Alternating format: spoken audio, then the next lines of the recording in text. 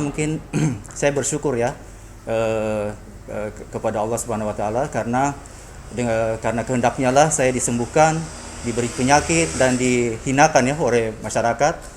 Terus kemudian saya berterima kasih juga kepada orang tua saya, mertua saya, dan orang-orang spesial di luar sana, istri saya, anak saya, dan komunitas saya dari MTR ya, masyarakat tanpa riba, dan teman-teman saya semuanya. Kronologisnya kemarin saya dari KP itu, saya dari Merauke terus KP itu saya sudah nggak enak badan sorenya. Itu saya mulai isolasi diri saya di sana. Kemudian saya ke RSUD di sana saya periksa begini, saya dikatakan tipes. Periksa darah dikatakan tipes. 2 hari itu saya kok tidak ada perubahan ya, tidak ada perubahan. Kemudian saya minta supaya saya dirujuk ke Merauke saja. Nah di Merauke saya coba langsung ke IGD, tapi setelah diperiksa sepertinya tidak apa-apa. Akhirnya saya disuruh pulang. Malamnya saya ke spesialis penyakit dalam, Dr. Maya. Di sana saya diberikan apa? Di sana saya diberikan obat. Hanya 2 hari begini saya lihat kok panasnya turun naik. Akhirnya saya bilang, dokter, bagaimana kalau saya di opname saja dulu? Kita lihat apa. Saya ke sana setelah dari Dokter Maya, saya dibawa ke rumah sakit. Nanti sekitar jam 9 itu, jam 9 jam 10 saya mau dilayani. Jam 12 malam saya dapat kamar. 12 malam saya dapat kamar, kemudian 2 hari diperiksa, saya di ronsen. Tanggal 13 malam, saya lihat teman saya di Bogor meninggal di Solo. Jadi saya minta sama dokter waktu itu, saya minta perawat, tolong kasih tahu Dokter Maya yang tangani saya dari awal. Saya mau berbicara, kemudian besoknya, tapi tidak boleh ada orang. Saya bilang, dok, semalam heboh, bisa punya komunitas, teman saya meninggal. Bagaimana kalau saya lebih dalam diperiksa? Nah, besok akhirnya kita mulai dari awal lagi. Saya mulai sangat serius. Dari memang saya perhatikan, saya salut ya buat tim medis yang ada di sini. Mereka sangat memperhatikan saya. Dari medisnya, dari perawatnya, dari segi medis dan psikis ya. Itu membuat saya di dalam, saya merasa lebih tenang lah, lebih tenang. Tapi memang waktu itu saya udah bilang, dokter, apapun hasilnya saya siap, karena saya tahu bahwa ini tuh sudah kehendak Allah. Mungkin karena itu saya agak kuat di dalam. Adapun berita-berita di luar sana, saya anggap sudahlah, itu mungkin kehendaknya Allah juga. Saya diperlakukan orang seperti itu. Jadi saya tidak merasa dendam, saya hanya doakan supaya orang lain diampuni dosa. Mungkin karena saya tidak memusingkan hal-hal begitu, saya merasa sehat. Saya bisa jalani hampir 1 bulan kan saya di dalam, saya bisa jalani seperti itu. Memang kuncinya di sini saya lihat kita dari segi psikis ini, dari psikis kita itu mungkin kuncinya ya. Karena kalau saya lihat omongan di luar ya, itu memang itu sadis itu. Tapi saya kuatkan saya punya keluarga yang ada di KP yang di sini. Sudahlah, nanti insya Allah nanti kita dapat banyak pahala dari situ ya. Tapi kalau kita mau pusing dengan urusan di luar, bisa-bisa kita drop. Nah itu berbahaya. Saya pikir itu berbahaya. Mungkin seperti itu ya. Ya memang saya perhatikan banyak banyak yang dirilis oleh masyarakat itu banyak informasi yang salah. Itu pertama saya terima itu, tapi saya juga tidak berusaha untuk mengcounter itu. Kecuali yang diminta dari rumah sakit ya, itu saya kasih tahu dia punya tanggal berapa seminggu, saya kasih tahu semua. Mungkin terus kemudian saya coba menenangkan keluarga saya yang di sini di Kampung Timur, mertua saya, terus yang ada di KP, terutama yang di KP ya, saya tenangkan mereka. Dan memang saya berterima kasih juga sama Pemda MAPI ya, itu mereka gerak cepat nih sampai mendatangkan tim dari Jayapura. Itu saya pikir itu kerja yang cepat sekali supaya agak menenangkan masyarakat ya. Sampai hari ini memang saya masih ada bulian, tapi ini saya lebih ke sudahlah, kita maafkan orang, kita tidak usah pikirkan itu, karena kalau kita terlalu berpikir ke situ nanti kita drop, itu malah merusak diri sendiri. Jadi itu yang saya tanamkan terus. Saya tetap optimis, saya ini kehendaknya Tuhan, terus saya terus optimis supaya saya sehat. Kalau tidak begitu, dan saya nasihati keluarga juga, tidak usah terlalu berpikir tentang bulian orang di luar, karena nanti kita drop nanti nih, kita kepikiran nanti kita akan sakit ya. Ya, saya pikir sudah ke depan saya kita lihat apa yang ke depan. Jadi kemarin di rumah sakit itu berapa hari? Saya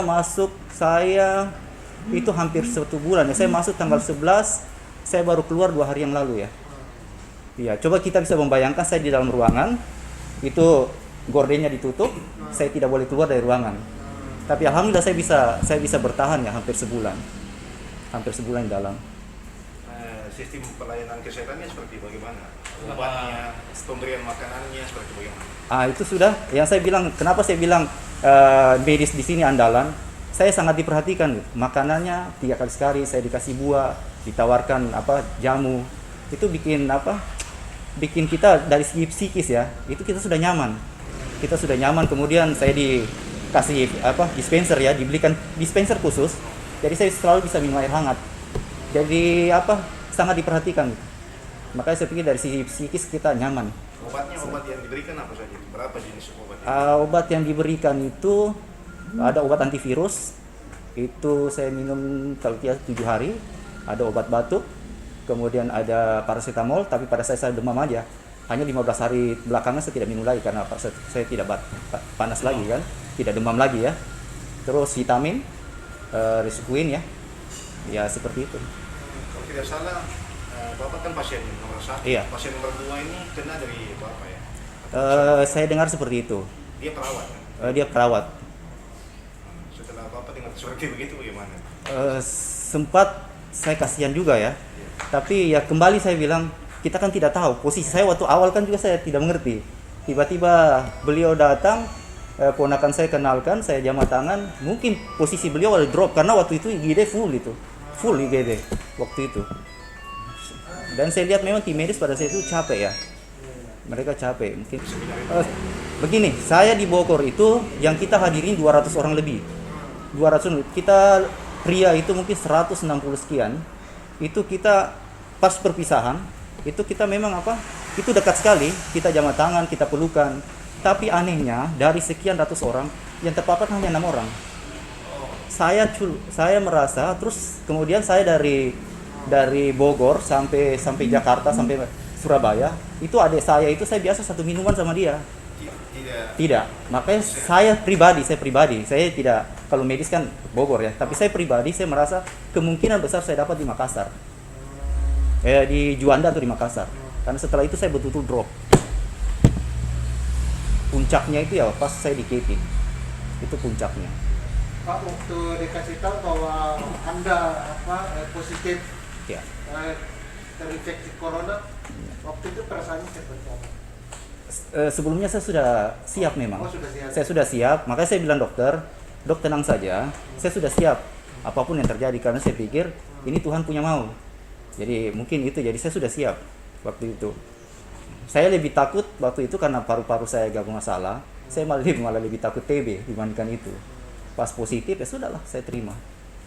Ya dokter, syukur semua dokter situ, dokter Maya, dokter Hendra, Pak semangat. Saya semangat karena awalnya memang saya sudah bilang, sudahlah ini maunya Tuhan, mau apa?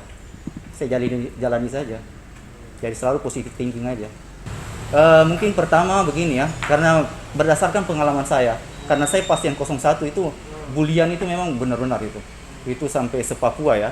Kemudian yang pertama memang kita harus siap bahwa ini Tuhan mau itu loh. Kalau kita sudah siap kayak begitu, kita lebih tenang. Terus kemudian jangan pikirkan omongan yang di luar.